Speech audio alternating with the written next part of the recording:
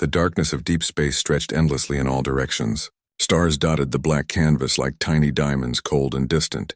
Through this vast emptiness, a massive ship moved with purpose. The UN's Indomitable cut through the void, its hull gleaming under the light of distant suns. It was Earth's pride, humanity's first true battleship designed for deep space exploration and combat. Captain Elena Vasquez stood on the bridge, her dark eyes scanning the displays that surrounded her command chair. She was a woman in her early 40s with sharp features and black hair tied back in a regulation bun. 20 years of military service had carved confidence into her posture.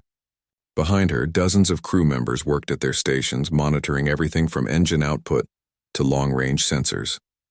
The Indomitable was enormous. It stretched nearly 2 kilometers from bow to stern, a design that combined brutal efficiency with Earth's engineering excellence. Its hull was layered with composite armor that could withstand impacts from micrometeorites and weapons fire. Along its sides, railgun batteries sat ready to fire slugs at tremendous speeds. The ship's fusion reactors hummed deep in its core, providing power that would have lit up a small city back on Earth. 800 souls called this vessel home. They were scientists, soldiers, engineers, and explorers. They represented 17 nations from Earth, unified under the United Earth Naval Service. For 6 months, they had been on a mission to map the unexplored regions beyond human space, pushing further than any human had gone before. Lieutenant Sarah Rodriguez sat at the communication station, her fingers moving across holographic controls. She was young, barely 25, but her skills had earned her a place on this historic mission. Suddenly, her screen flickered with an unexpected signal. She frowned, adjusting the filters. "Captain," she called out, her voice cutting through the steady hum of the bridge. "I'm picking up something strange." Vasquez turned her chair toward the communications station. "What kind of strange?" "It's encrypted, ma'am. But it's definitely artificial. Someone out here is broadcasting, and it's not us." Rodriguez's fingers danced across her console, trying to isolate the signal. "The pattern is consistent with the distress call." The bridge fell silent. Everyone knew what this meant. In 6 months of travel, they had found no signs of alien life. Earth had always wondered if humanity was alone in the universe. Now it seemed they had their answer. "Record everything," Vasquez ordered, standing from her chair. "And get Lieutenant Chen up here. I want our best linguistics AI on this immediately." The next 72 hours were intense. The Indomitable's crew worked around the clock to decode the message. Lieutenant James Chen, the ship's tactical officer and amateur linguist, barely slept. He fed the signal through every algorithm the ship's computer could run, searching for patterns, for meaning, for any clue about who had sent it. The breakthrough came on the 3rd day. Chen burst onto the bridge, exhaustion evident in his eyes but excitement in his voice. "Captain, we've got it. The AI cracked the basic structure. It's definitely a distress call." Vasquez leaned forward. "What does it say?" Chen pulled up the translation on the main view screen. The words appeared in English, though everyone knew they had been converted from something entirely alien. "To any who receive this message, we beg for assistance. The Valorian Confederacy is under siege. Our worlds burn. Our people die. The Kresh Dominion shows no mercy. 7 kingdoms cry out for salvation. If there is anyone in the darkness who can hear us, please, we need help." The bridge crew stared at the words. The message repeated over and over, an endless loop of desperation. "There's more," Chen continued, his fingers working across his tablet. "The signal contains massive data packets. Star charts, historical records, tactical information. Captain, they've essentially given us an encyclopedia of their civilization. I think they sent this to anyone who might find it, hoping someone would understand and respond." Over the following days, the crew of the Indomitable learned about a galaxy they never knew existed. The data painted a picture of thousands of alien species, organized into kingdoms, confederacies, and empires. Civilization had existed in this region of space for millions of years, far longer than humanity had walked upright on Earth. The Valorian Confederacy was an alliance of 7 alien kingdoms, each representing a different species. There were the Aelineth, tall beings with feathered crests and bird-like features. The Kryn were insectoid with compound eyes and 4 arms. The Druckle lived in water and resembled nothing Earth had ever produced. 4 other species completed the alliance, all united by common cause and ancient treaties. But the data also revealed something darker. The Kresh Dominion was an empire that had conquered half the known galaxy through overwhelming military force and ruthless tactics. They believed in the absolute right of the strong to dominate the weak.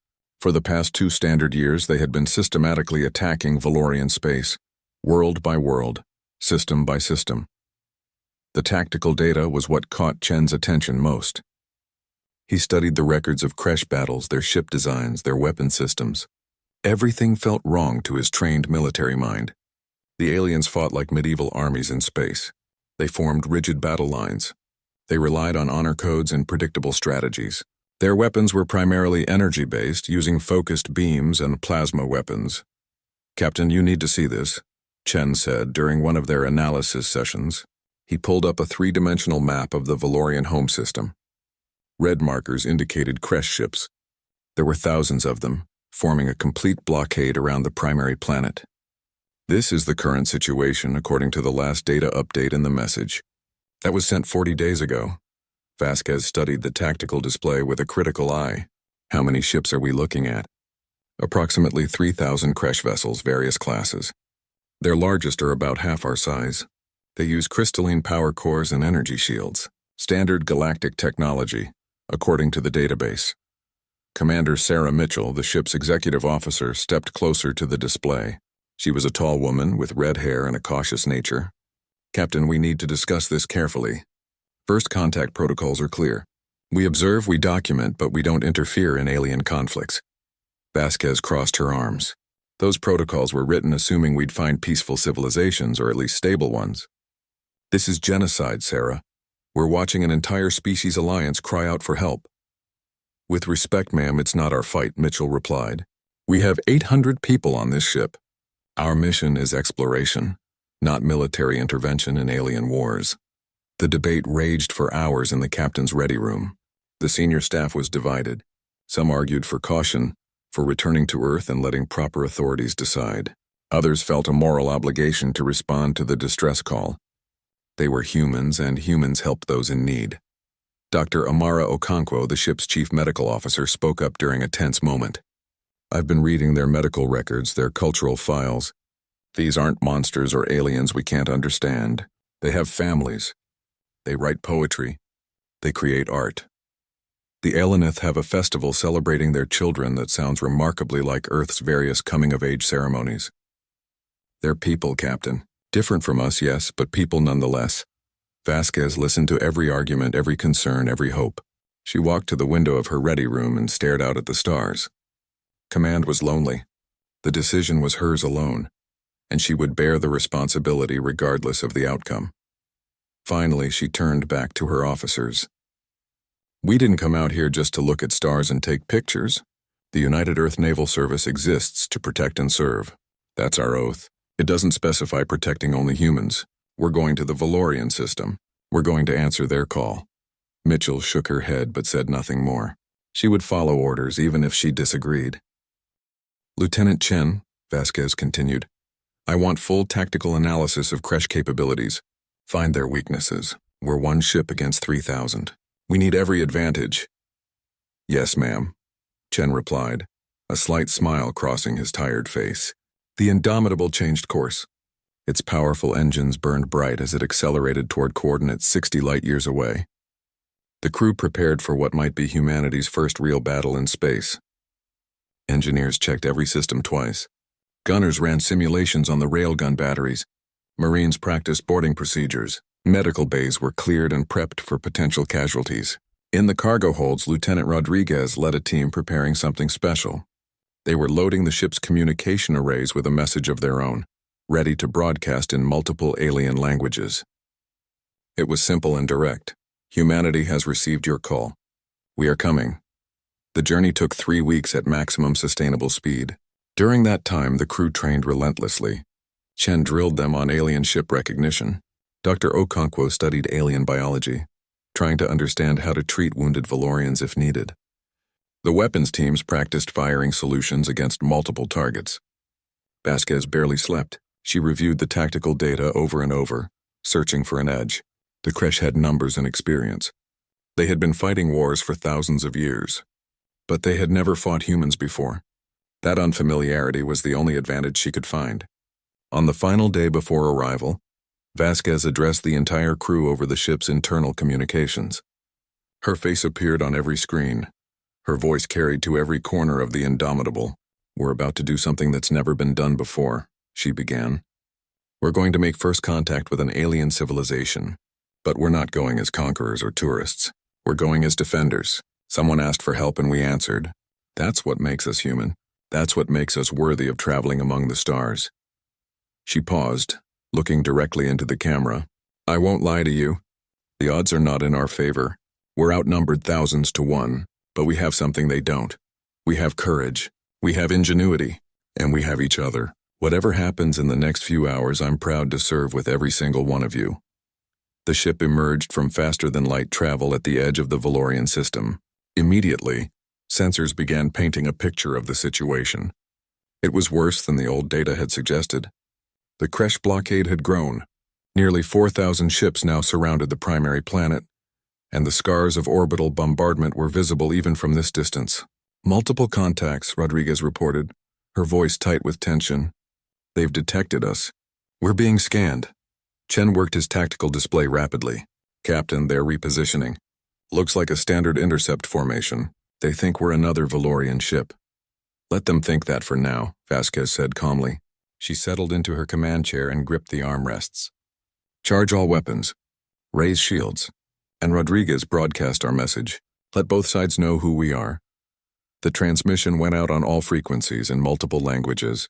"This is Captain Elena Vasquez of the United Earth Naval Service ship Indomitable.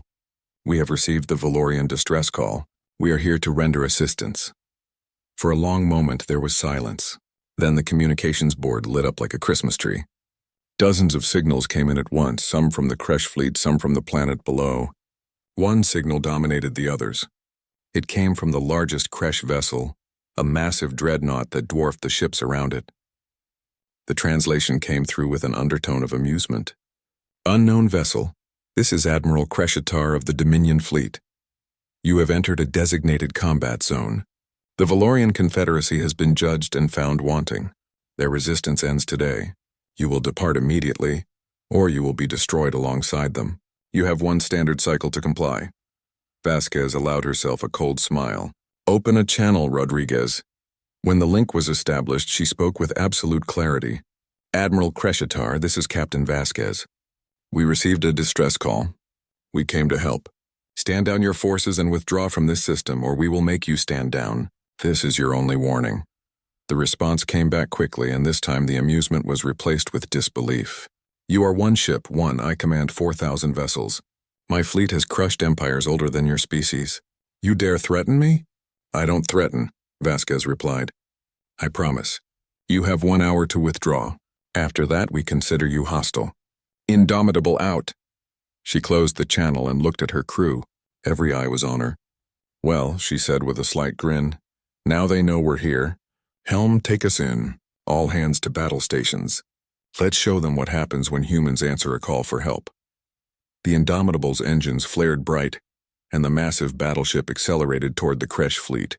Behind the captain, Chen pulled up the firing solutions for the railgun batteries. In engineering, the fusion reactors ramped up to maximum output. Throughout the ship, 800 humans prepared for battle. In the distance, the Kresh fleet began to move, forming attack formations. They had fought countless battles and destroyed countless foes. They had no reason to fear one strange ship from an unknown species. They would learn differently very soon. The Kresh fleet moved with practiced precision. 4,000 warships adjusted their positions, creating interlocking fields of fire. They had perfected this formation over centuries of conquest. Admiral Kreshitar watched from his command throne aboard the dreadnought Eternal Dominance. His 3 eyes focused on the tactical display. The strange alien vessel continued its approach, apparently unaware of its impending destruction. Kreshitar was an imposing figure, even by his species standards. His exoskeleton gleamed with ceremonial markings that denoted dozens of conquered worlds. His mandibles clicked together in what passed for a smile among his kind. This would be over quickly, and then the Valorian problem would be resolved. The last pocket of resistance would finally break. Communications, did they actually threaten us? One of his subordinates asked, disbelief evident in his chittering voice. "They did," Kreshitar replied. unusual. Most species beg or flee when they see our fleet strength. This one seems to suffer from ignorance. We shall educate them. He gestured with one of his forearms. When they enter optimal range, frigate wings 1 through 5 will open fire. Use standard suppression patterns. I want their ship disabled, not destroyed. I am curious about this species. On the Indomitable, Lieutenant Chen watched the Kresh fleet movements with intense focus. His console displayed threat assessments, firing solutions, and predicted enemy tactics. Everything he saw confirmed what he had learned from the Valorian data files. The Kresh fought like they had read from a textbook and never deviated from the script. "Captain, they're forming a standard envelope pattern," he reported. 5 wings of frigates moving to forward positions. Looks like they want to disable us with their energy weapons, probably for capture and study. Vasquez nodded slowly. "How long until we're in their optimal firing range?" 2 minutes at current speed. "And how long until we're in our optimal range?" Chen allowed himself a small smile. 90 seconds. The fundamental difference between human and galactic warfare was about to become very clear. The galaxy had fought with energy weapons for so long that they had forgotten the elegance of kinetic solutions. Humanity had never stopped refining the art of throwing objects at tremendous velocities. "All railgun batteries," Vasquez commanded, her voice calm and steady. "Target the frigate formations. Prepare full spread. Fire on my command." The Indomitable's railgun batteries were marvels of human engineering. Each barrel used electromagnetic acceleration to launch solid slugs at a significant fraction of light speed. There were no energy signatures to detect, no warming up period, just instant devastating kinetic force. The Kresh frigates moved into position, their energy weapon arrays beginning to glow with accumulated power. They were beautiful ships in their own way, with crystalline structures that caught and reflected the light of the system's star. Each was about 300 meters long, crewed by 50 Kresh warriors. Their shields were designed to deflect or absorb energy weapons. They had never encountered pure kinetic weapons before. 30 seconds to their optimal range, Chen counted down. Vasquez leaned forward in her chair. "Weapons free! Fire!" The Indomitable shuddered as dozens of railgun batteries fired simultaneously. The slugs were simple iron-titanium alloy, no more complex than bullets fired from ancient rifles on Earth. But they were traveling at nearly 1,000 kilometers per second. At that velocity, even a small object carried tremendous energy. The Kresh frigates detected the launches, but their threat assessment systems dismissed them. Simple projectiles were no danger to shielded vessels. Their shields could stop energy beams that would vaporize metal. Surely simple chunks of metal posed no threat. They were catastrophically wrong.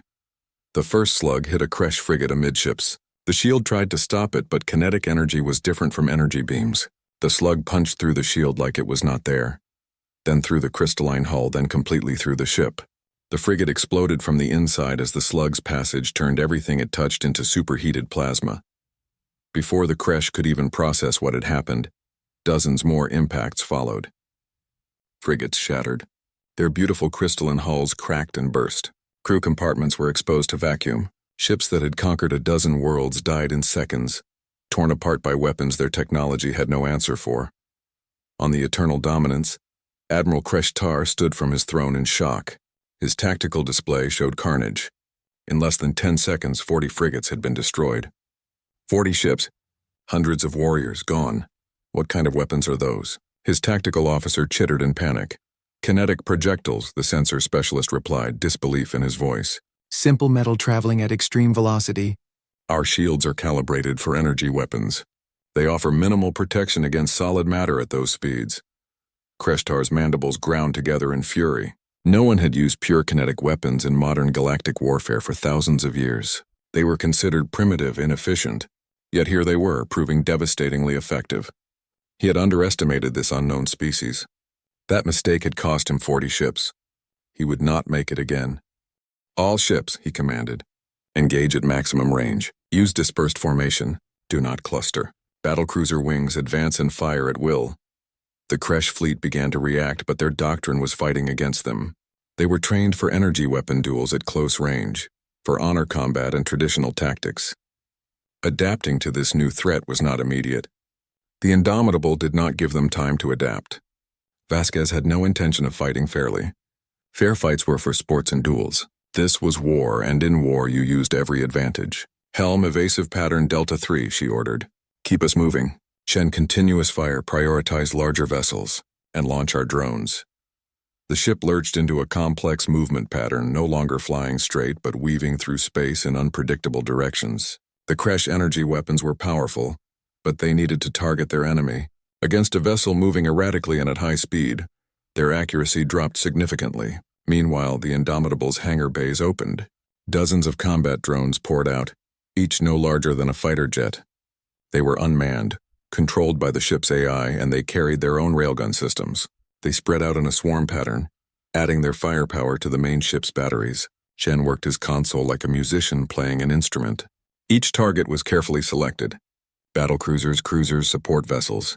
The railguns fired again and again, each shot precisely calculated. The drones harassed the smaller Kresh ships, forcing them to break formation or die.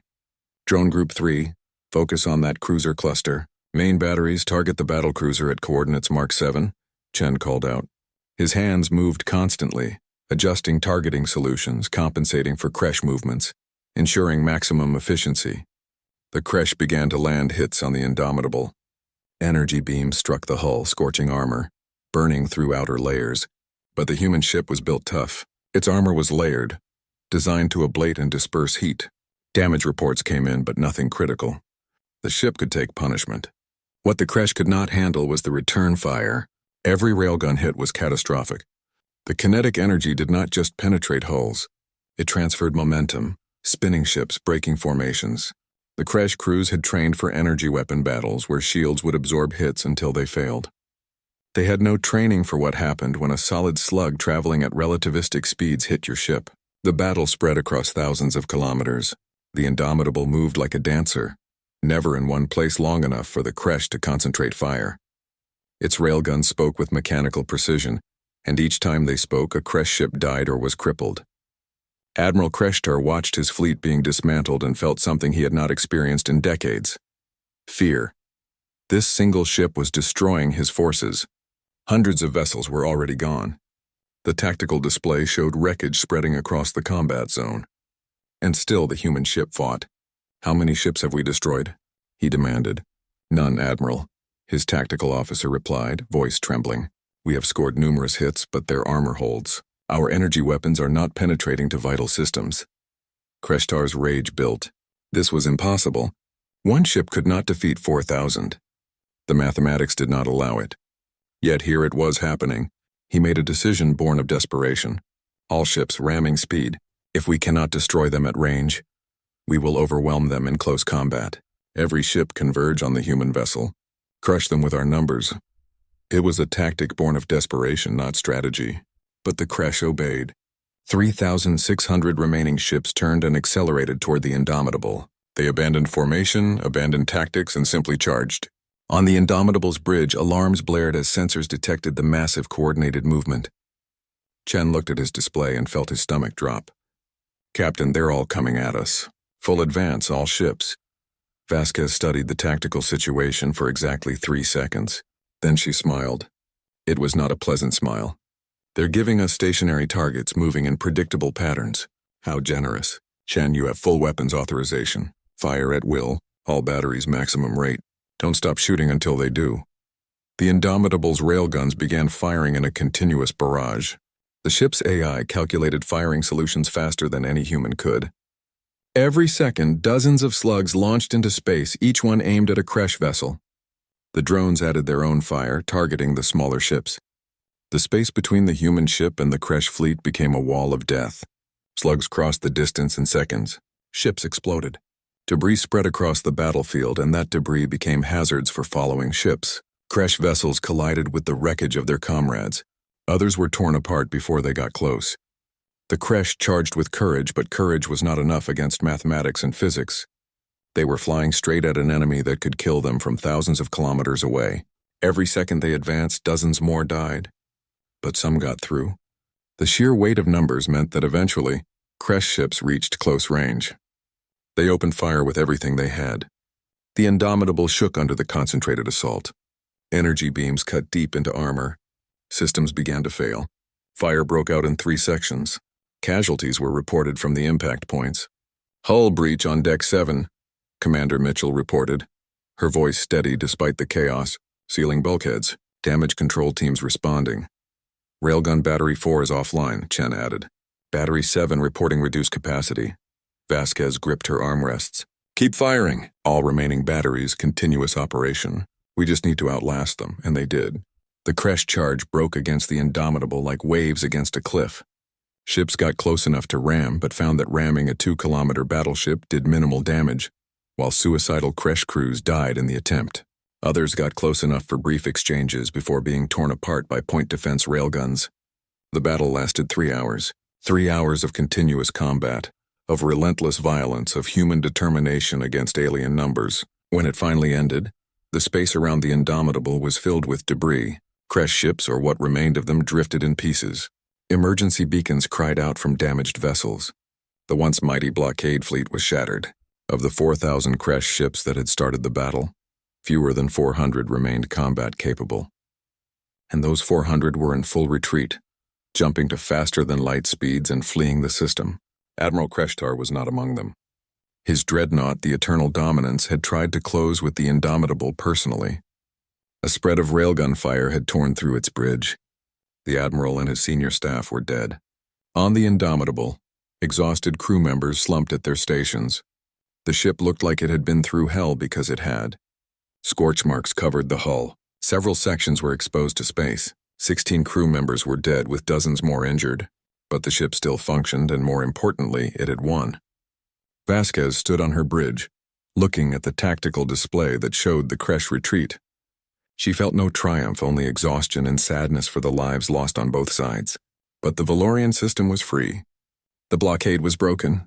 Captain, Rodriguez called out, her voice trembling with emotion. We're receiving transmissions from the planet. Dozens of them. They're all saying the same thing. What are they saying, Lieutenant? Rodriguez looked up, tears in her eyes. Thank you. They're saying thank you, and they're begging us not to leave. Captain, they want to meet us. Vasquez nodded slowly. Tell them we would be honored to meet them. Arrange for their envoys to come aboard when it's safe. And Rodriguez, send a message back to Earth. Tell them we've made first contact, and it's everything we hoped it would be and nothing like we expected. She turned to look at her crew, these brave humans who had just fought impossible odds and won. All hands, this is the captain. Stand down from combat stations. Damage control teams begin repairs. Medical, tend to the wounded. Everyone else get some rest. You've earned it. We've just won humanity's first battle in space, and you should all be proud. As the crew began the long process of recovery and repair, Vasquez walked to the observation window and looked out at the planet below. Somewhere down there, 7 alien species were celebrating their freedom. Humanity had answered their call. Now came the harder part, figuring out what came next. The shuttle from Valorian Prime approached the Indomitable slowly, its crystalline hull catching the light of the system's star. It was beautiful in a way that human ships were not, all flowing curves and organic shapes. Inside the Indomitable's main hangar bay, Captain Vasquez stood with an honor guard of 20 Marines. They wore dress uniforms rather than combat gear, but everyone was aware of the sidearms each carried. First contact was historic, but caution was still wise. The shuttle landed with barely a whisper. For a long moment, nothing happened. Then, a ramp extended from its side, and the first aliens to officially meet humanity descended to the deck. There were 7 of them, one representative from each of the kingdoms that formed the Valorian Confederacy. They walked with careful dignity, their movements showing both nervousness and determination. At the front was an Elanith, the avian species that Vasquez had seen in the database files. She was tall, perhaps 7 feet, with feathers that shimmered between blue and silver. Her eyes were large and intelligent, and she wore robes that seemed to be woven from light itself. The 7 aliens approached Vasquez and her honor guard. Then, without warning, they all knelt. Not just bowed, but fully knelt, pressing their foreheads to the deck of the hangar bay. The gesture was clearly one of complete submission. Vasquez felt uncomfortable immediately. She glanced at Commander Mitchell, who looked equally uncertain. This was not the meeting between equals they had hoped for. Please, Vasquez said, stepping forward. Please stand. You don't need to kneel. The alienith looked up, her large eyes showing confusion. She spoke, and the translation device she wore rendered her words into English. But you are our saviors. You are the warriors who broke the unbreakable fleet. Kneeling is the traditional gesture of supplication and gratitude to those who save our lives. In my culture, Vasquez replied gently, equals stand together. You called for help. We answered. That makes us allies, not masters and servants. Please stand and talk with us as equals. Slowly, uncertainly, the 7 aliens rose to their feet. The Ilanith studied Vasquez with those large eyes, and something like respect flickered in them. I am Princess Talia of the Ilanith Kingdom. I speak for the Valorian Confederacy. Your words honor us, Captain Vasquez. We are not accustomed to such respect from those with power. Over the next hours, the two groups began the careful process of understanding each other. They moved to a conference room where the aliens were offered food and drink. The translators worked overtime, adjusting to accents and idioms. Slowly, a picture of the galactic situation emerged. Princess Talia explained that the galaxy had been organized into kingdoms and empires for as long as anyone could remember. Technology had reached a plateau millions of years ago. Ships used crystalline power cores and energy weapons. Tactics were formalized and ritualized. Wars were fought according to ancient rules. And throughout it all, a rigid caste system dominated every civilization. Only those of royal blood receive full education, Talia explained, her feathers rustling with what seemed to be shame. Commoners are taught their trades and nothing more. It has been this way for so long that most accept it as natural. The Kresh Dominion takes this to an extreme. They believe that the strong have the absolute right to rule, and the weak exist only to serve. Lieutenant Chen, who had joined the meeting as tactical advisor, leaned forward. How many people in your kingdoms are considered commoners?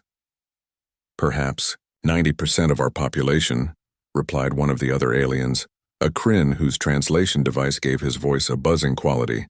The royal families are small, but they control all knowledge, all advanced technology, all decisions of importance. Chen exchanged glances with Vasquez. Both were thinking the same thing. An entire civilization that wasted 90% of its population's potential was not just immoral, it was inefficient. No wonder their technology had stagnated. But Vasquez kept her thoughts to herself for now. Instead, she asked the question that mattered most. The Kresh fleet we defeated was their blockade force. What comes next? Talia's feathers drooped, a gesture that clearly indicated sadness or fear. The main fleet. Admiral Kreshitar commanded only a fraction of the Dominion's military power. They have been at war for centuries, conquering system after system. Their emperor commands 100,000 ships. When word of this defeat reaches him, he will come himself, and he will bring overwhelming force. The room fell silent. 100,000 ships. Even after their victory, everyone knew the Indomitable could not stand against those numbers.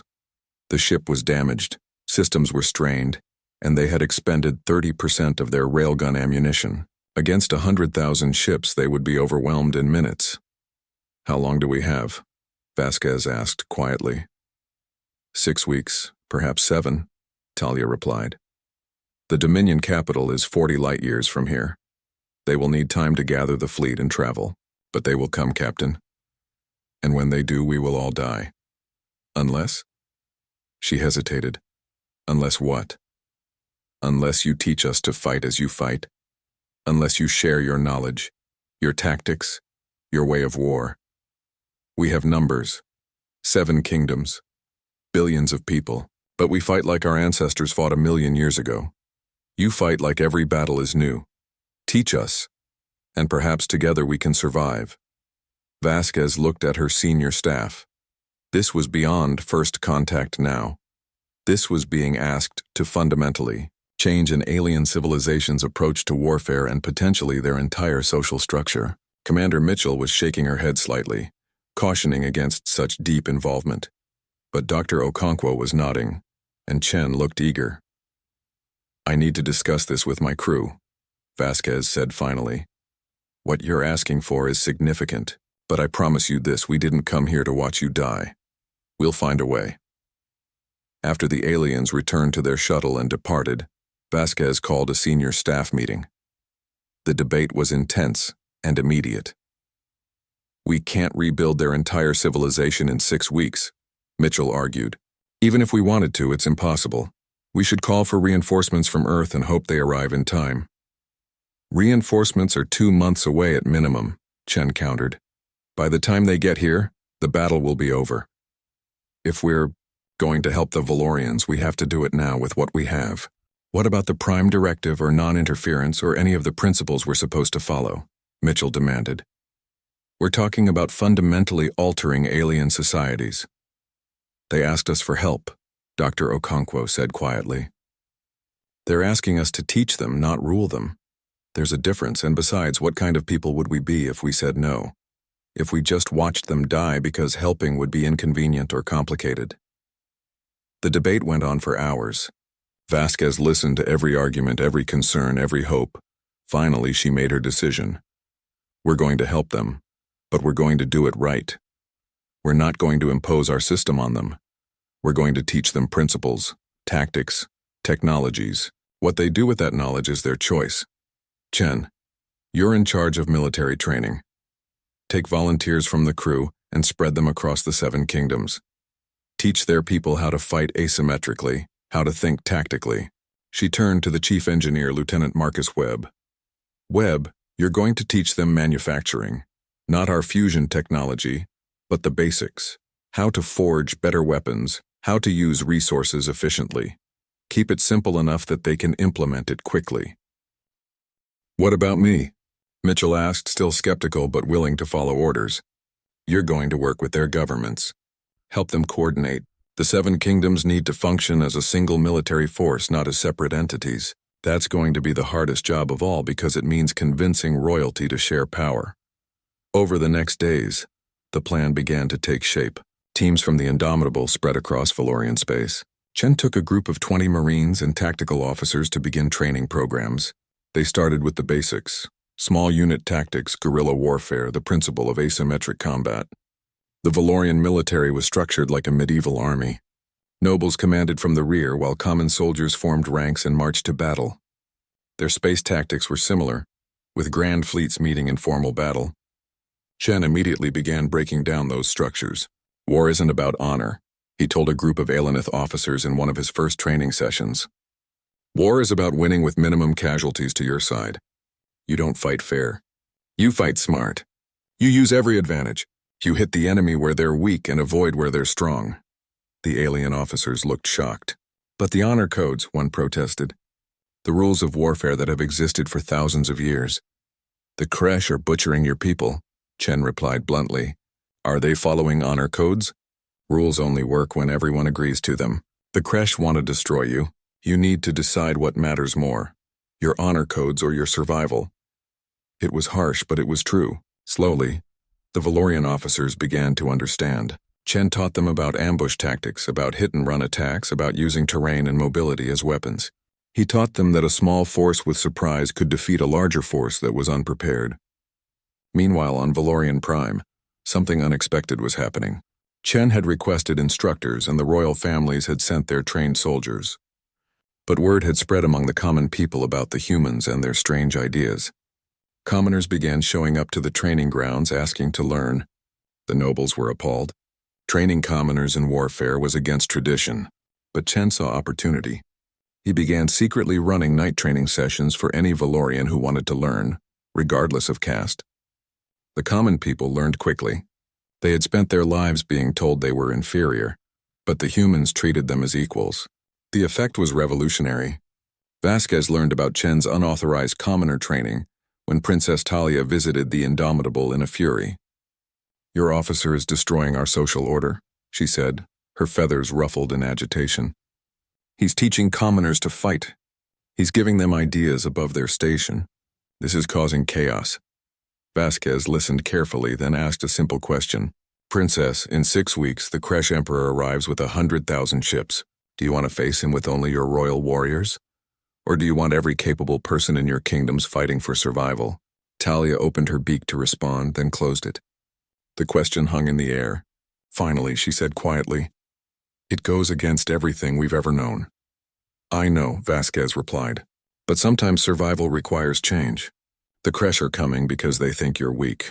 They think you'll follow your old patterns and be easy to defeat. Prove them wrong. Let your people surprise them." Talia was silent for a long time.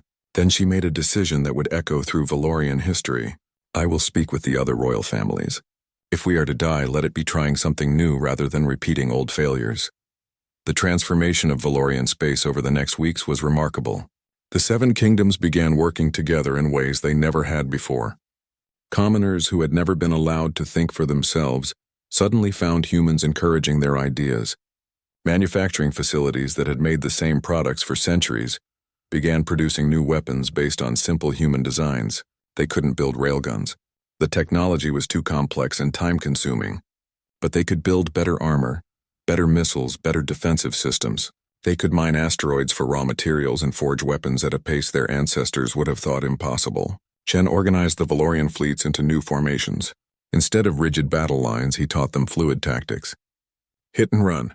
Ambush from multiple angles. Sacrifice space for time. Make the enemy pay for every meter they advance. But the most important change was psychological. The Valorian people, both nobles and commoners, began to believe they could win. The humans had given them something more valuable than weapons or tactics. They had given them hope and the knowledge that they were not helpless. As the 6th week approached, Lieutenant Rodriguez picked up long-range sensor readings. Her face went pale as she processed the data. She called Captain Vasquez to the bridge immediately. "Captain, we've detected multiple FTL signatures at the edge of sensor range. Lots of them. Dozens of different vectors all converging on this system." Vasquez felt her stomach sink. "The Kresh main fleet." "Yes, ma'am. But that's not all. I'm also detecting 4 other signatures, different FTL patterns. They're coming from the direction of Earth." The bridge fell silent. Vasquez stared at the sensor display, not daring to hope. "Can you identify them?" Rodriguez worked her console frantically, then looked up with tears in her eyes. "It's the cavalry, Captain. 4 Earthships, 3 more battleships, and a fleet carrier. Earth sent reinforcements." The entire bridge erupted in cheers, but Vasquez kept her eyes on the sensor display. 4 ships plus the damaged Indomitable against 100,000 Kresh vessels. The odds were still impossible, but at least they would not face it alone. "When will the Earthships arrive?" she asked. 7 weeks, ma'am. They're pushing maximum speed, but they're still too far out." 7 weeks. The Kresh would arrive in days. The Earth reinforcements would arrive 7 weeks later, long after the battle was decided. Vasquez felt the weight of command crushing down on her shoulders. They had taught the Valorians well, but it would not be enough. Not against those numbers. "Captain," Chen said quietly, "we've bought the Valorians 6 weeks of preparation time. They're not the same people who sent that distress call. We've changed them. Maybe that's enough." Vasquez looked at her tactical officer and managed a tired smile. "Maybe, Lieutenant, maybe." But inside she wondered if any amount of change could prepare them for what was coming. The Kresh Dominion fleet arrived like a descending nightmare. One moment, the space at the edge of the Valorian system was empty. The next it was filled with thousands upon thousands of warships. They came in waves, dropping out of faster-than-light travel in perfect formation. The sensor displays on the Indomitable lit up with so many contacts that they overlaid each other in a sea of red. Captain Vasquez stood on her bridge, staring at the tactical display with a blank expression. In 20 years of military service, she had never seen anything like this. The Kresh Emperor had brought his full might. 100,000 warships ranging from frigates to massive dreadnoughts. And at the center of it all was a ship so large it defied belief. "Captain," Lieutenant Chen said, his voice barely above a whisper. "The flagship. Its reading is approximately 800 kilometers in diameter. It's not a ship. It's a small moon." The Emperor's flagship, the Eternal Throne, was indeed the size of a moon. It had been built over centuries, layer upon layer of weapons and armor and power cores. It had conquered 100 worlds. No force had ever stood against it and survived. The Emperor himself commanded from its throne room, a being who had ruled for 2 centuries and never known defeat. On the bridge of the Eternal Throne, Emperor Vexilon studied the sensor reports with growing anger. His body was ancient by Kresh standards, kept alive through technology and sheer will. His exoskeleton bore scars from 1,000 battles, and his 6 eyes gleamed with calculated cruelty. "This is the system where Admiral Kreshitar died?" he asked, his voice a deep rumble that made his subordinates flinch. "Yes, Emperor," his second-in-command replied carefully. "A single alien vessel destroyed nearly 4,000 of our ships. The survivors fled rather than face it. Cowards," Vexilon hissed. "They should have died fighting. But no matter. We are here now, and we have brought the full might of the Dominion. These aliens, these humans, will learn what happens when they dare to interfere with our conquest. We will crush them. We will burn their homeworld to ashes, and we will make an example of the Valorians that will echo through the galaxy for 1,000 years." He gestured to his communications officer. "Broadcast on all frequencies. I want both the humans and the Valorians to hear this." The message went out, translated into every language known to galactic civilization. Emperor Vexilon's voice echoed across the system. "Valorian Confederacy, your resistance ends today. You called for help and help came, but now your saviors will die with you. Humans, you have interfered in matters beyond your understanding. You destroyed one of my fleets, and for that your species will be erased from existence. You have one standard cycle to surrender yourselves. After that, we will show no mercy." On the Indomitable, the crew listened to the message in silence. Then Rodriguez looked at Vasquez. "Should we respond, Captain?" Vasquez considered for a moment, then shook her head. "No, he already knows our answer. All ships begin defensive operations. Execute Plan Delta 7. Let's show the Emperor what desperation looks like." Over the past 6 weeks, the Valorians and the humans had prepared for this moment. They knew they could not win a conventional battle, so they had decided not to fight one. The Valorian system became a trap, with layers upon layers of defenses and surprise. The Kresh fleet advanced with confidence. They expected resistance, but they also expected victory. What they found instead was a nightmare of asymmetric warfare that violated every principle of galactic combat doctrine. The first wave of Kresh ships entered the outer system and immediately encountered problems. The Valorians had mined the asteroid belt, not with sophisticated weapons but with simple explosives attached to rocks. When Kresh ships passed through what appeared to be normal asteroid clusters, the rocks detonated. The explosions were not powerful enough to destroy ships, but they damaged shields and sensors. And more importantly, they created chaos. Chen watched from his station as the Kresh formation began to fragment. "They're slowing down, trying to clear the mines. Good. Every hour we delay them is an hour closer to our reinforcements arriving." But the Kresh were learning. They adapted, sending expendable frigates ahead to trigger the mines. The fleet continued its advance, slower but steady. They reached the middle system where the gas giant orbited, and there they encountered the second surprise. Hidden in the gas giant storms were hundreds of small Valorian ships, each crewed by volunteers. When the Kresh fleet passed, these ships emerged and attacked from behind. They were no match for Kresh warships in direct combat, but they were not trying to fight directly. They targeted engines, communication arrays, supply ships. Then they dove back into the gas giant storms where the larger Kresh vessels could not follow. It was guerrilla warfare in space, and it infuriated Emperor Vexilon. "These tactics are dishonorable," he raged at his commanders. "They hide like cowards and strike from ambush. This is not warfare. This is terrorism." "Yes, Emperor," his second-in-command agreed carefully, "but it is also effective. We have lost over 2,000 ships to these tactics, and we have not yet reached the primary planet. Should we adjust our approach?" "No," Vexilon said firmly. "We advance. Let them have their small victories. When we reach their homeworld, we will show them what real power looks like." The Kresh fleet continued forward, and the Valorian defenders continued to bleed them. Every kilometer cost the Dominion ships in time. The inner system became a battlefield of small actions, of ambushes and traps, of sacrifice and determination. On Valorian Prime, Princess Talia coordinated the defense from a command center that had been built using human organizational principles. Around her, nobles and commoners worked side by side, monitoring fleet movements, directing resources, adapting strategies. The old caste system had not disappeared, but it had been forced to acknowledge that survival mattered more than tradition. "The Kresh will reach orbital space within 12 hours, reported a Kryn tactical officer, who 6 weeks ago would never have been allowed in a command center. Our outer defenses have inflicted approximately 10,000 casualties on their fleet, but they still outnumber us dramatically. Talia studied the tactical display with eyes that had learned to see warfare differently. The humans had taught her that numbers were not everything. Morale mattered, strategy mattered, and most importantly, the willingness to sacrifice mattered. "Execute the evacuation plan," she ordered. "All non-combatants to the underground shelters. All defense platforms to maximum readiness. And send a message to Captain Vasquez.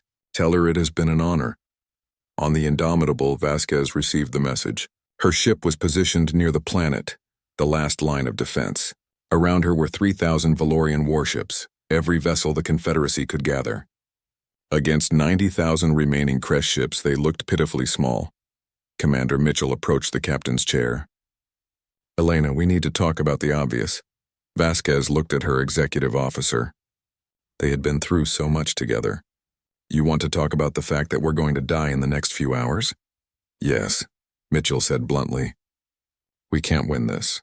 The Kresh will overwhelm our defenses. They'll destroy the planet, and then they'll destroy us. We should evacuate the non-essential crew. Give them a chance. Evacuate where?" Vasquez asked quietly. "The Kresh will hunt down any ship that runs. And besides, if we run, the Valorian defense collapses. They're fighting because we're fighting. Our presence gives them hope." "I know," Mitchell said. "But Elena, we have young people on this ship. People with families back on Earth. They signed up for exploration, not suicide." Vasquez stood and addressed the bridge crew. "Listen up, everyone.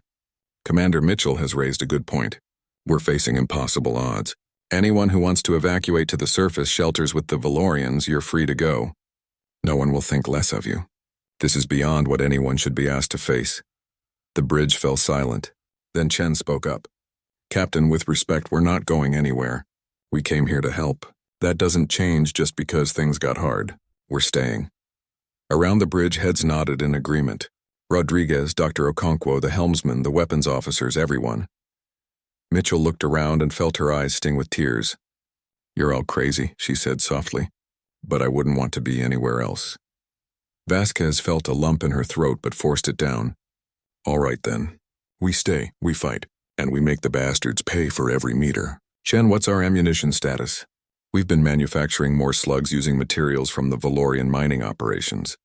We're at 70% capacity for the railguns. The drones are fully stocked. It won't be enough, but we'll make it count."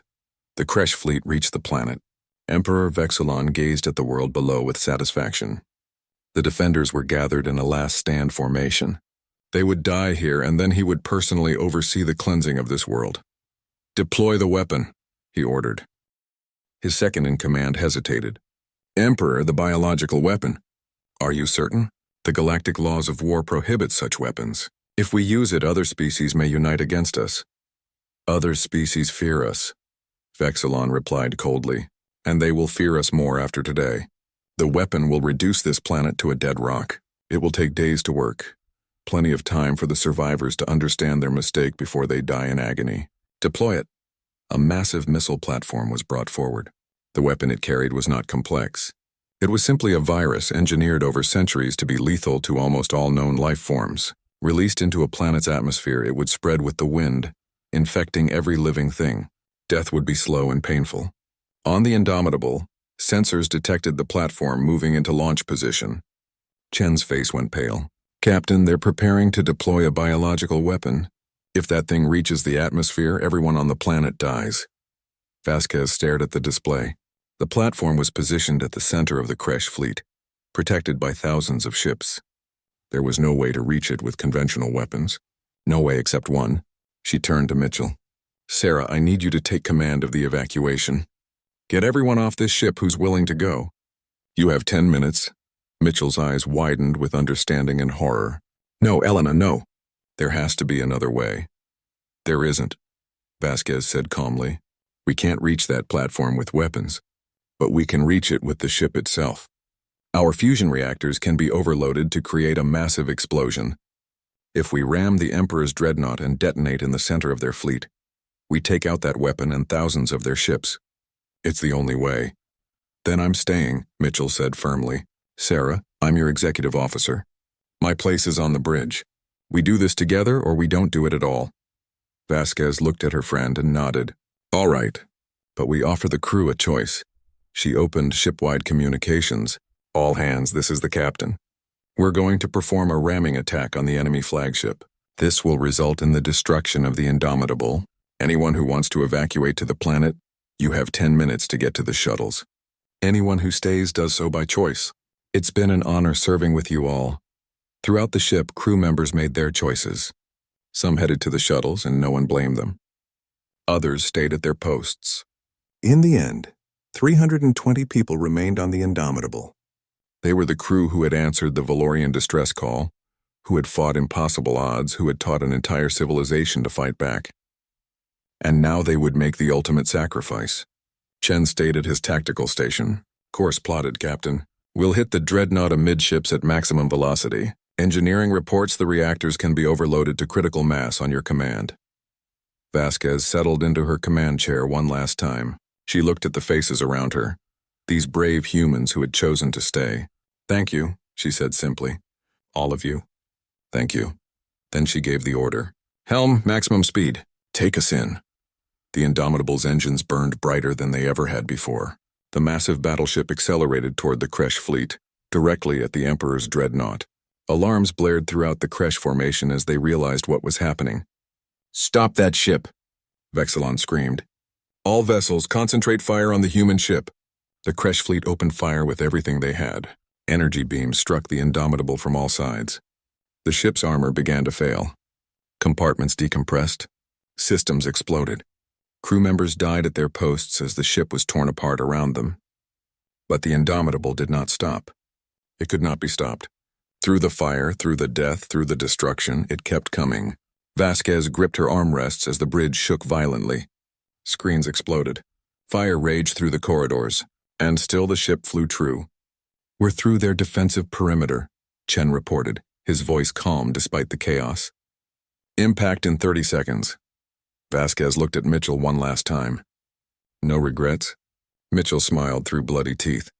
None. This is where we were meant to be. The Indomitable struck the Eternal Throne at tremendous velocity.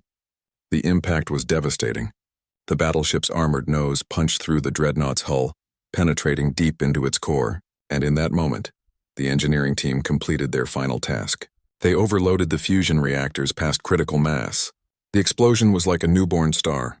The Indomitable and the Eternal Throne vaporized instantly. The blast wave spread outward, consuming everything in its path. Kresh ships by the thousands were caught in the explosion, their shields useless against such concentrated energy. The Emperor's flagship, the weapon platform, and 4,000 surrounding vessels were erased from existence in a flash of brilliant light. On Valorian Prime, millions watched as the sky lit up like day. In the command center, Princess Talia watched the sensor displays go blank as the electromagnetic pulse from the explosion temporarily knocked out systems. When they came back online, a quarter of the Kresh fleet was simply gone. And floating in the debris field were escape pods. Not many, but some. 87 pods, to be exact, each containing crew members from the Indomitable, who had been blown clear by the explosion in the final seconds.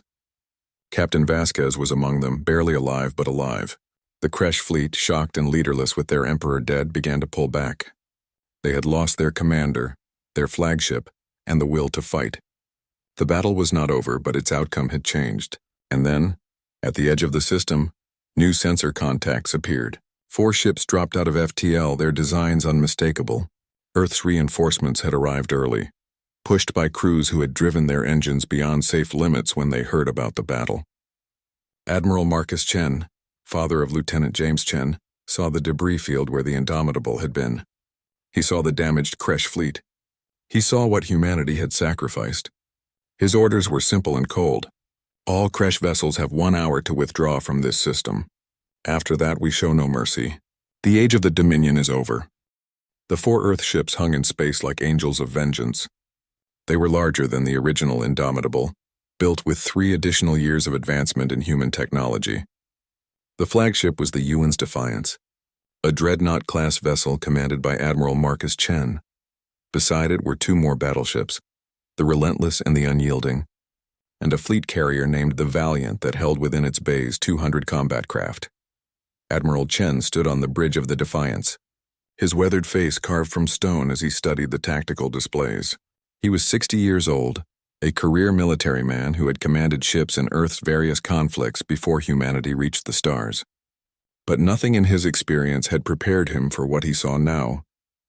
The debris field where the Indomitable had been, the scattered Kresh fleet, the damaged Valorian ships, and somewhere in that chaos, escape pods containing survivors. Communications, he said, his voice controlled but carrying an undercurrent of rage. Broadcast to all Kresh vessels. Full translation, all known frequencies. The communications officer worked quickly. Channel open, sir. Chen took a breath, then spoke with absolute authority. Kresh Dominion Fleet, this is Admiral Marcus Chen of the United Earth Naval Service. You have entered a system under Earth's protection. You have attacked our allies. You have destroyed one of our ships. You have 1 hour to withdraw all forces from Valorian space. Any vessel remaining after that deadline will be destroyed. This is your only warning. On the remaining Kresh command ships, panic spread. Emperor Vexulan was dead. The command structure was in chaos. The junior admirals who had survived looked at each other with growing fear. They still outnumbered the human ships 20,000 to 4. But they had watched one human ship destroy thousands of theirs. What could 4 do? One admiral, a veteran named Kreshinar, made the decision. All ships withdraw. Jump to secondary coordinates. We must regroup and report to the Dominion Council. Another admiral objected. We still have the numbers. We can overwhelm them. Kreshinar turned his 3 eyes on his colleague. The Emperor is dead. Our flagship is destroyed. We have no idea what weapons these humans possess. I will not waste more Kresh lives on pride. We withdraw. Not all Kresh commanders agreed. Approximately 5,000 ships refused to retreat. They were young captains eager to prove themselves or fanatics loyal to the Emperor's memory. They formed up into attack formations and prepared to engage the human fleet. Admiral Chen watched the Kresh split their forces with cold satisfaction. Any ship that jumps away, let them go. Any ship that approaches, destroy it. All ships, weapons free, engage at will. What followed was not a battle. It was a demonstration of how far humanity had advanced in 3 years. The original Indomitable had used railguns and conventional tactics. These new ships carried weapons that had only been theoretical when the Indomitable left Earth. The Defiance fired its primary weapon for the first time in combat. It was called a Relativistic Kill Vehicle, or RKV. Essentially, it was a small unmanned drone accelerated to a significant fraction of light speed, using a combination of electromagnetic launching and ramjet propulsion. At that velocity, even a small object carried tremendous kinetic energy. The first RKV crossed the distance to the Kresh fleet in seconds. It struck a Kresh battlecruiser dead center. The impact released energy equivalent to a nuclear weapon. The battlecruiser and the 3 ships immediately around it were vaporized. The shockwave damaged dozens more. The Kresh fleet scattered, but there was nowhere to hide. The Relentless and Unyielding added their own fire. They used improved railguns that fired faster and hit harder than anything on the original Indomitable. They used directed energy weapons that could cut through Kresh shields. They used electronic warfare systems that jammed Kresh communications and made their targeting systems worthless. And from the Valiant came the combat drones. 200 small craft, each piloted by advanced AI and armed with weapon systems that made them individually more dangerous than most Kresh frigates. They swarmed the enemy formation like angry hornets, targeting engines and weapons, destroying ships from within their defensive perimeters. The battle lasted 4 hours. It was one-sided in a way that no battle in galactic history had ever been. The Kresh had relied on the same technology and tactics for thousands of years. Humanity had spent 3 years developing new weapons, specifically designed to counter what they had learned from the Indomitable's encounter. The result was slaughter.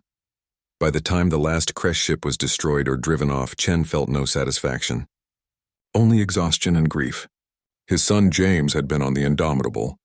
He had received the crew manifest from the escape pods. James was alive, but Elena Vasquez and dozens of others were not. Good people had died because they answered a call for help. Admiral, his communications officer reported, we're receiving messages from the Valorian government. They want to thank us. They want to arrange a meeting. Tell them we'll meet after we recover our people, Chen replied. Helm, take us to those escape pods. I want every survivor brought aboard immediately. Medical teams, prepare for critical casualties.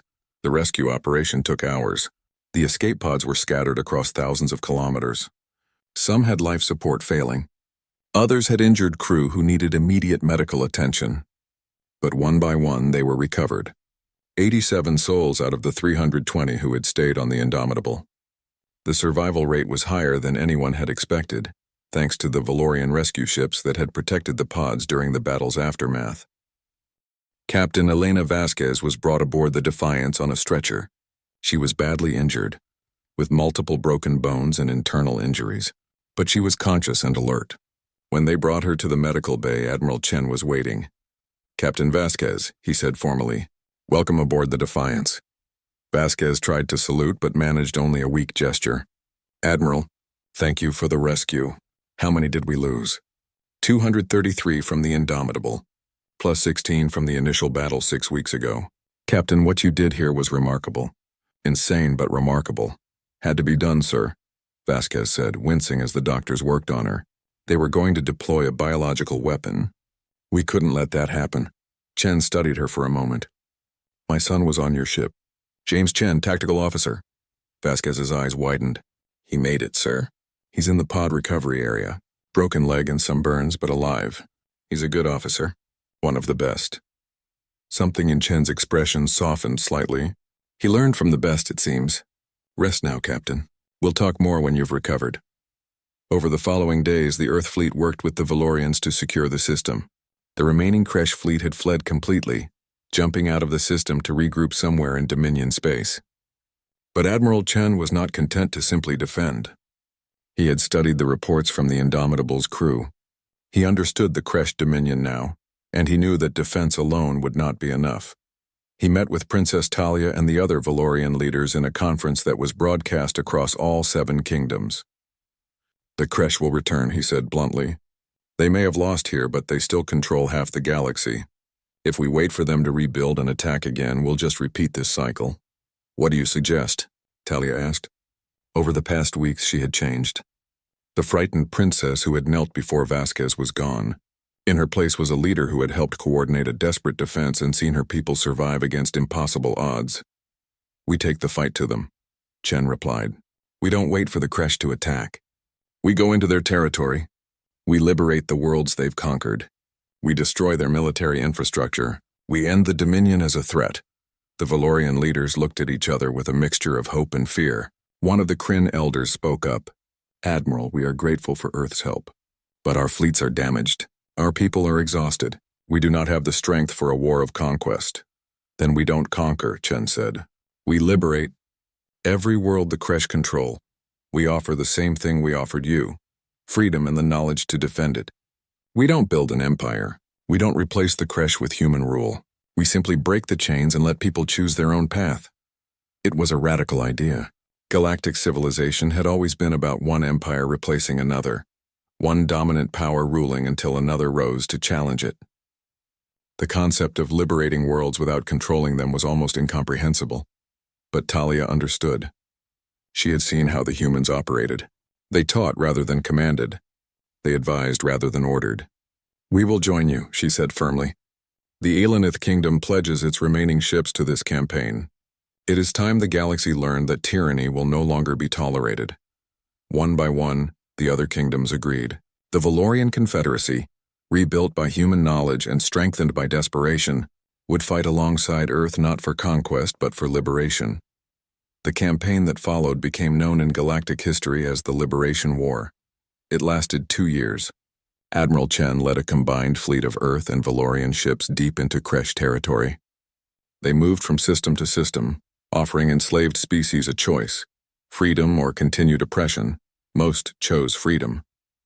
The Kresh had ruled through fear and military might, but they had never earned loyalty. When the combined fleet arrived offering an alternative, populations rose up against their Kresh overlords. The Dominion tried to respond, but they were fighting a different kind of war now. They were not facing rigid battle formations and predictable tactics. They were facing insurgencies, guerrilla campaigns, and a military force that adapted to every situation. Captain Vasquez recovered from her injuries and returned to duty, commanding a new vessel also named Indomitable.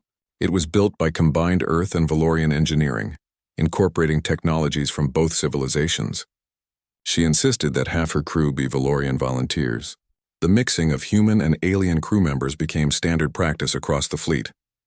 Lieutenant James Chen was promoted to commander and given his own ship, a fast cruiser called the Perseverance. He continued teaching Valorian officers, spreading the doctrine of flexible tactics and asymmetric warfare.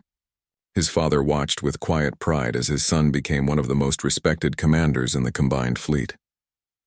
The Kresh Dominion fractured under the pressure. Without their emperor and facing losses on dozens of fronts, the various Kresh noble families began fighting among themselves for control. Some tried to negotiate peace. Others launched desperate counterattacks.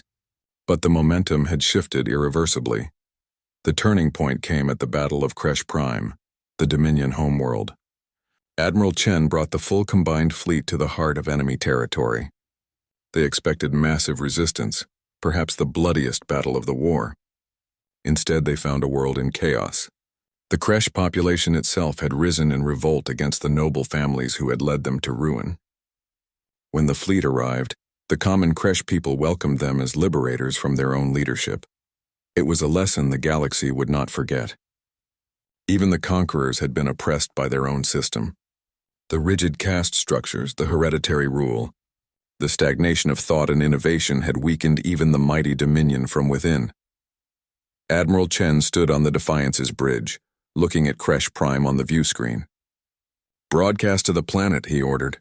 "Tell them Earth offers the same deal we've offered everyone else: freedom, knowledge, and the right to self-determination. What they do with their future is their choice, not ours." The war ended not with a grand battle but with a whimper.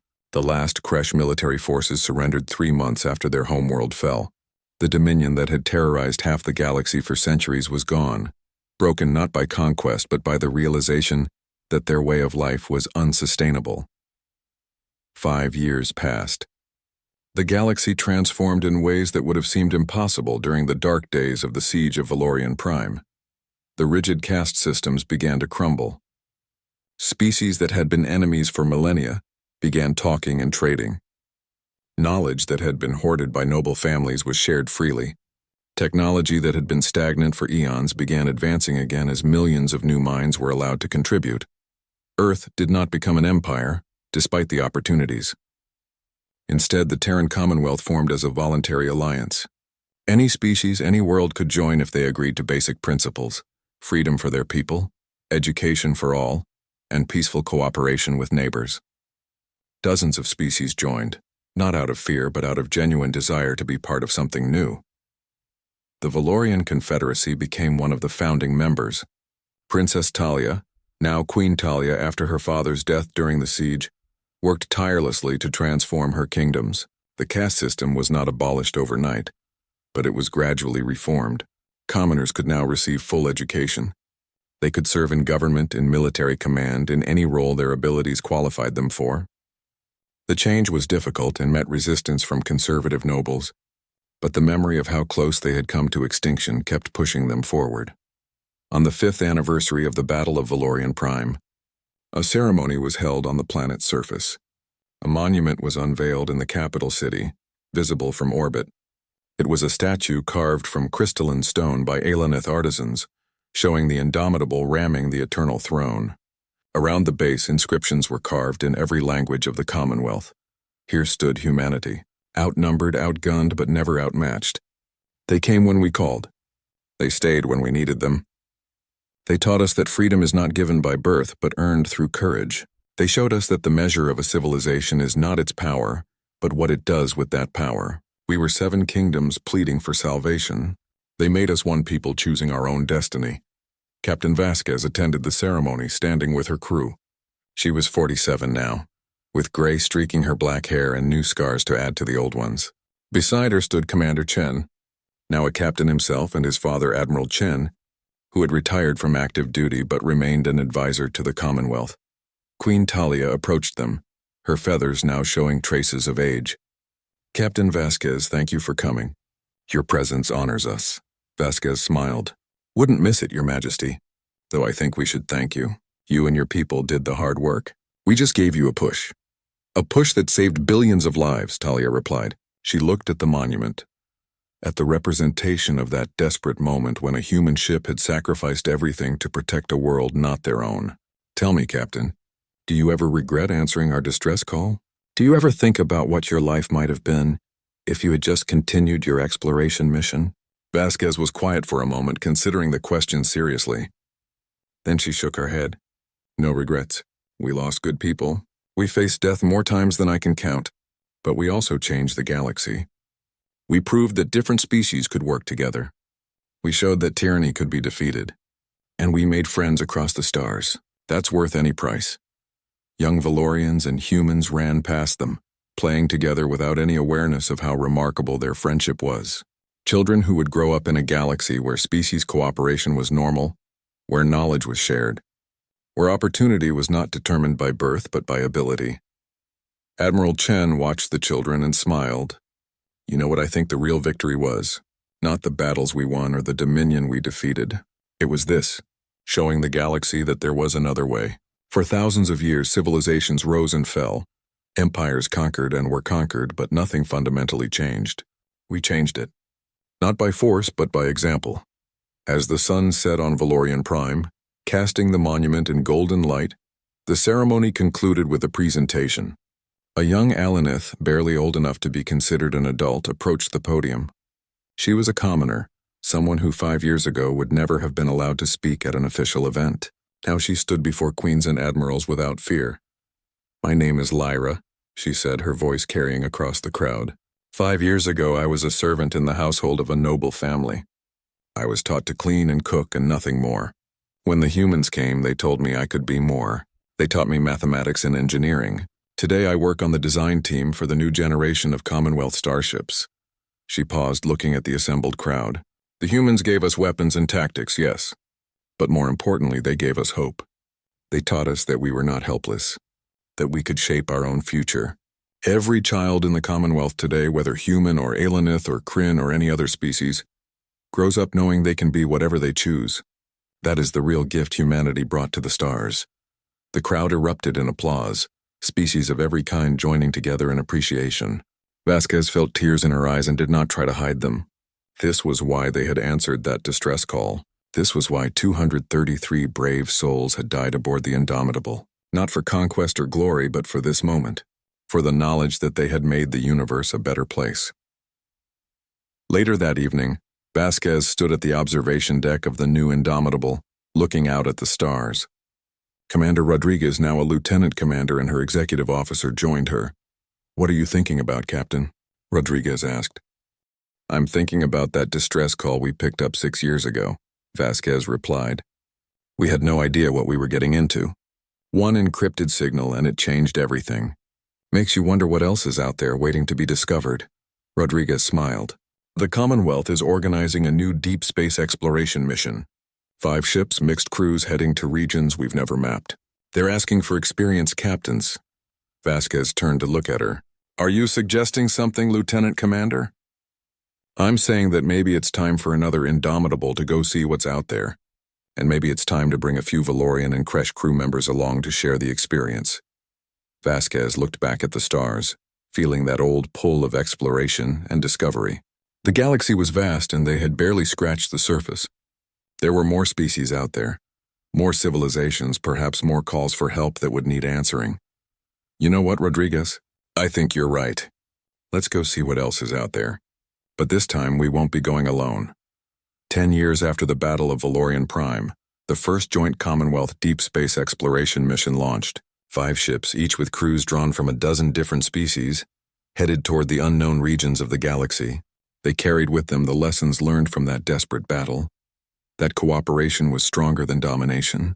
That knowledge shared was more powerful than knowledge hoarded.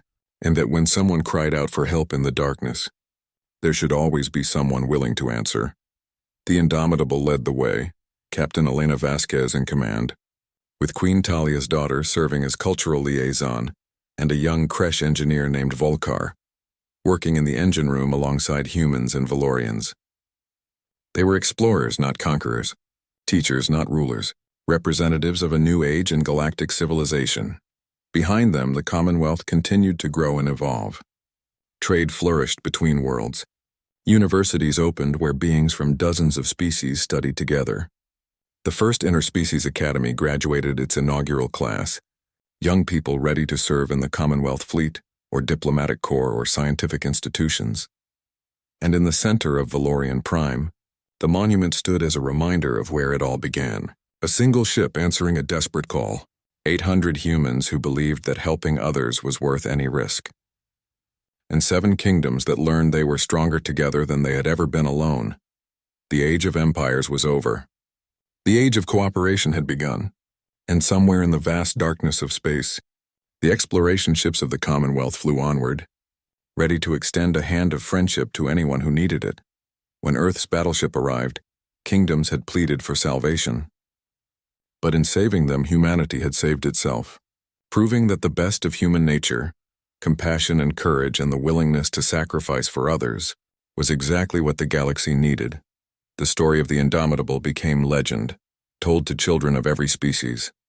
And the lesson it taught echoed through the centuries, that the true measure of civilization was not how powerful its weapons were, but how willingly it extended help to those in need.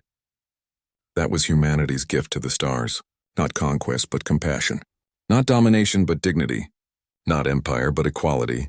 And the galaxy was better for it.